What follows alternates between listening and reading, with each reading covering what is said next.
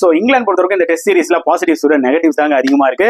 நீங்க பாசிட்டிவ்ஸ் எடுத்துக்கிட்டா yes definitely Shoaib Bashir அவர் நல்ல ஒரு talent, to some extent Tom Hartley, Zak Crawley சூப்பரா கன்சிஸ்டன்டா விளையாடினாரு. என்ன ஒரு பெரிய ஸ்கோர் அடிக்கல தவிர செம டேலண்ட், அவர் நல்லா விளையாடினாரு ஸ்பின்னர்ஸ் எல்லாம். அப்பார்ட் ஃப்ரம் தட் நெகட்டிவ்ஸ் தான் அதிகமா. ஜோ ரூட் முதல் 3 மேட்ச் அடிக்கவே இல்லை, லாஸ்ட் 2 மேட்ச் ஃபார்முக்கு வராரு, அதுக்குள்ள இந்தியா சீரீஸே வின் பண்ணிட்டாங்க. பென் ஸ்டோக்ஸ் அந்த ஒரு 70 தான் அடிச்சாரு, அப்புறம் 9 இன்னிங்ஸ்ல failure. Same with Ollie Pope அந்த ஒரு match winning 196, apart from that 9 இன்னிங்ஸ்ல ஃபெயிலியர். பென் டக்கெட் அந்த ஒரு 150 அடிச்சாரு, அதுக்கப்புறம் 9 இன்னிங்ஸ்ல ஃபெயிலியர். பேர்ஸ்டோ இந்த சீரீஸ் ஃபுல்லா விளையாடினாரு, 150 கூட அடிக்கல. பென் ஃபோக்ஸ் ரொம்ப பாசிட்டிவா இருந்தாரு. அன்பார்ச்சுனேட்லி அவருக்கு வந்து பாத்தீங்கன்னா டெய்ல் எண்டர்ஸ் வச்சு விளையாட வேண்டிய ஒரு சிச்சுவேஷன் தான் வந்துச்சு. ஸோ கிட்டத்தட்ட வந்து பாத்தீங்கன்னா நிறைய நெகட்டிவ்ஸ் தான் ஆக்சுவலா வந்து இறங்கியிருக்கு ஆக்சுவலி ஃபார் இங்கிலாந்துக்கு. பாசிட்டிவ்ஸ் எடுத்துக்கிட்டா சும்மா கையை விட்டு எண்ணலாம். அதுவே வந்து பாத்தீங்கன்னா உங்களுக்கு ஒரு மிகப்பெரிய செட் பேக்கா அமைஞ்சது இந்த சீரீஸ்ல.